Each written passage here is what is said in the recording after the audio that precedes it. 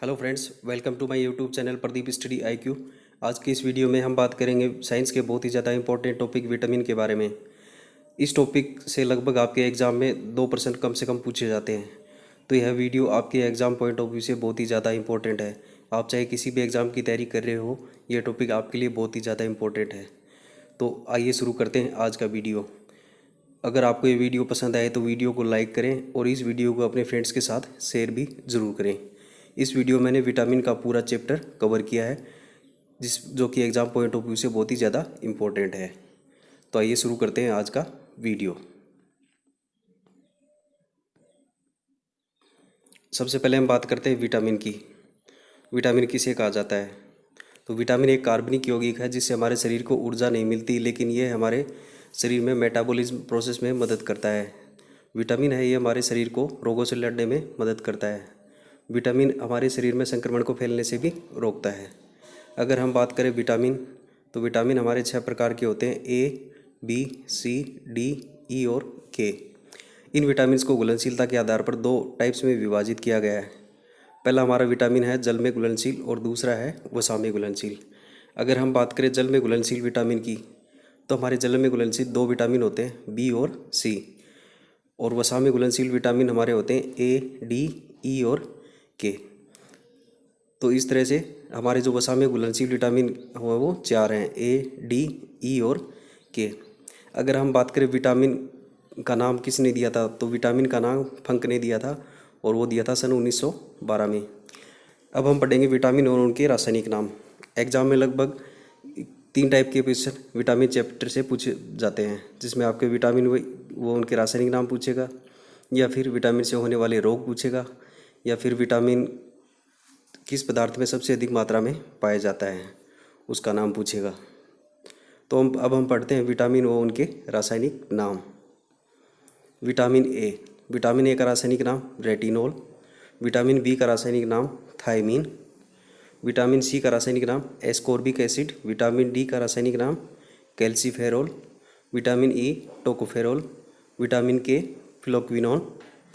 ये तो हमने विटामिन के रासायनिक नाम पढ़ लिए थे। आगे हम बात करते हैं विटामिन की कमी से होने वाले रोग के बारे में। तो विटामिन ए की कमी से रतौंधी रोग होता है, विटामिन बी से बेरी और विटामिन सी से स्कर्वी रोग होता है। स्कर्वी रोग में हमारे मसूड़ों में सूजन आ जाता है।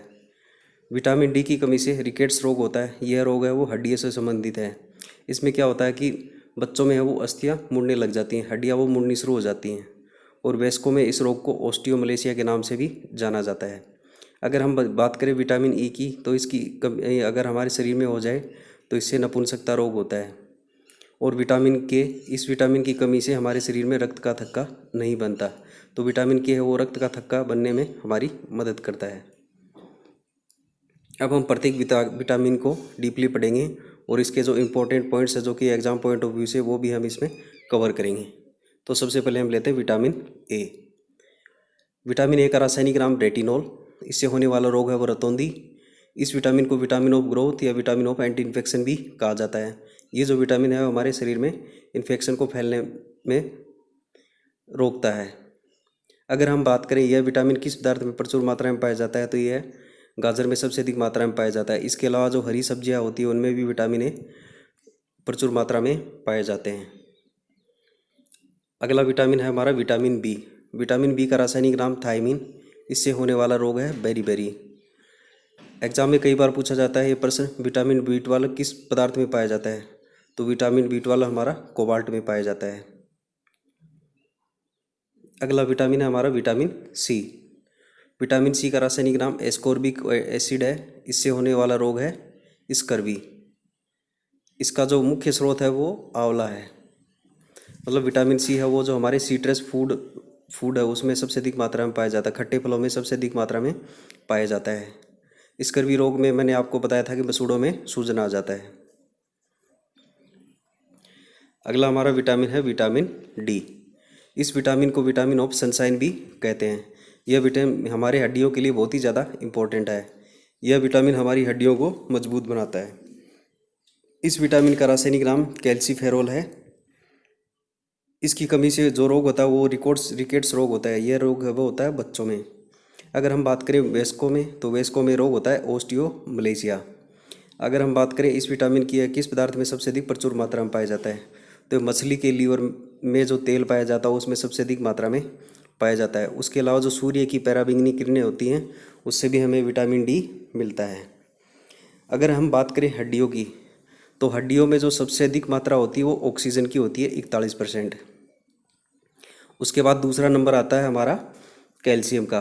कैल्शियम की मात्रा हमारी हड्डियों में 39 से 40% होती है।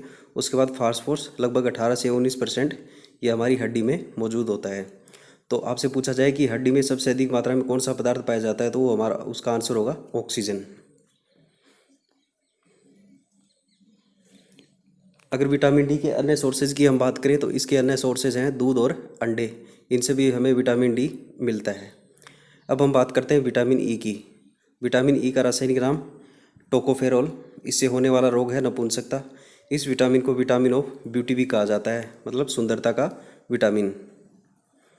अगला विटामिन है विटामिन के। विटामिन के का रासायनिक नाम फिलोक्विनोन है। इसकी कमी से होने वाला रोग है वो रक्त का थक्का न बनना। रक्त का थक्का में क्या होता है, जब भी हमारे कहीं चोट लग जाती है तो वहाँ से क्या हो जाता है, ब्लड हमारा बहना शुरू कर देता है, लेकिन हम कुछ ही देर के बाद वो ब्लड हमारा अपने आप ही रुक जाता है, तो इसे बोलते हैं रक्त का थक्का।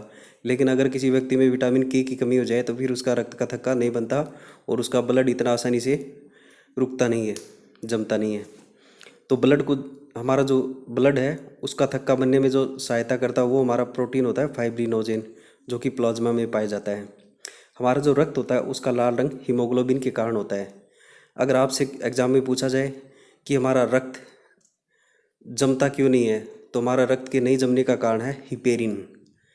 हिपेरिन के कारण हमारा ब्लड नहीं जमता है। अगर आपसे पूछा जाए कि रक्त में कौन सा धातु पाया जाता है, तो रक्त में हमारा लोहा पाया जाता है, जिसे हम आयरन भी कहते हैं। तो ये कुछ रक्त से रिलेटेड इंपॉर्टेंट क्वेश्चंस थे।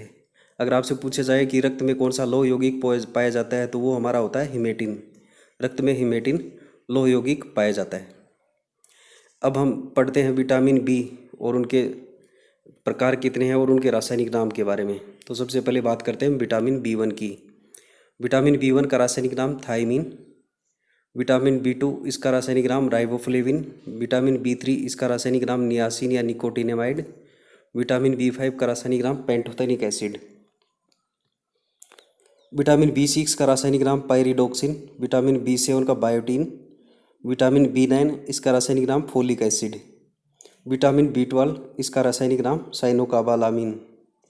ये विटामिन बी के प्रकार थे और इनके सबके रासायनिक नाम। अब हम बात करते हैं एनीमिया रोग की। एनीमिया रोग को अरक्तता भी कहा जाता है।